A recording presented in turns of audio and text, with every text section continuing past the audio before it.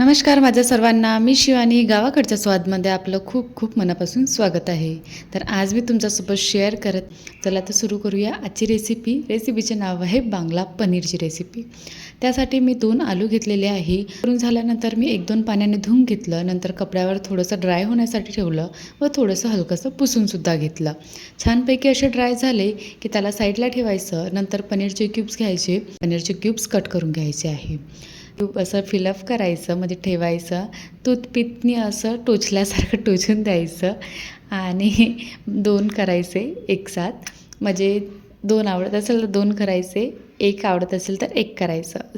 आपण हॉटेलमध्ये वगैरे गेल्यानंतर, रेस्टॉरंटमध्ये वगैरे गेल्यानंतर तिथे ना एकच ठेवल्या जाते. बट यामध्ये कसं थोडीशी स्पेस होती म्हणून मी 2 टाकलेले आहे. ते ठेवल्यानंतर ज्या प्रकारे मी तुम्हाला दाखवलं तशा प्रकारे सगळे तयार करून घ्यायचे आहे. नंतर मिक्सरच्या पॉटमध्ये किंवा खलबत्त्यामध्ये मिरची, अद्रक, लसूण, जिरं थोडंसं दरदरसं वाटून घ्यायचं आहे.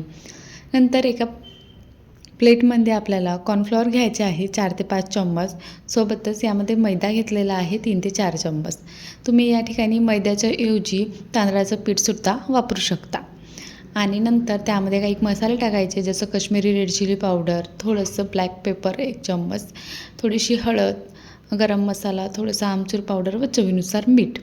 हे सगळं टाकायचं, मिक्स करून घ्यायचं. मिक्स करून झाल्यानंतर जे आपण बांगला पनीर तयार केलेले आहे ते आपल्याला कोट करून घ्यायचं आहे. ज्या प्रकारे मी तुम्हाला दाखवत आहे ना, अगदी तशाच प्रकारे कोट करून घ्यायचं आणि थोडंसं असं झटकल्यासारखं सुद्धा करून घ्यायचं म्हणजे एक्स्ट्राचं निघून जाईल बा यासाठी.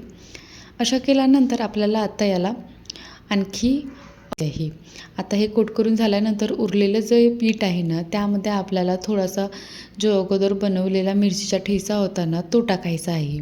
सोबतच थोडीशी शेजवान चटणीसुद्धा टाकायची आहे.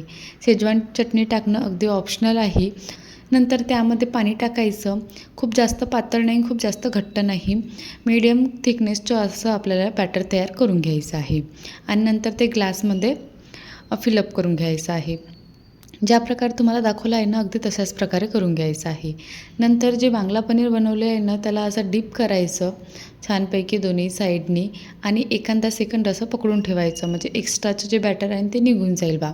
नंतर मीडियम हॉट ऑइलमध्ये आपल्याला फ्राय करून घ्यायचं आहे. दोन्ही साईडनी फ्राय करून झाल्यानंतर काढून घ्यायचे आहे.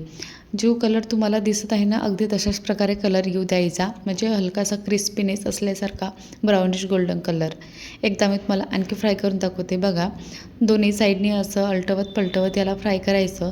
पण खूप जास्त असं सुद्धा याला टच करत नाही राहायचं चमच्यानी, ढवळत नाही राहायचं जेणेकरून ते तुटून जाईल बा वगैरे यासाठी. एका साईडनी खालच्या साईडनी बरोबर झालं की नंतर दुसऱ्या साईडनी पलटवायचं. दुसऱ्या साईडनी पण झालं की त्याला नंतर आणखी हलक्या हाताने असं पलटवून घ्यायचं. तर आता बघू शकता किती छान कलर आलेला आहे आणि जे आलूचे चिप्स आहे ना ते सुद्धा बघू शकता असे क्रिस्पी दिसत आहे. तर कशी वाटली ही आजची बांगला पनीरची रेसिपी?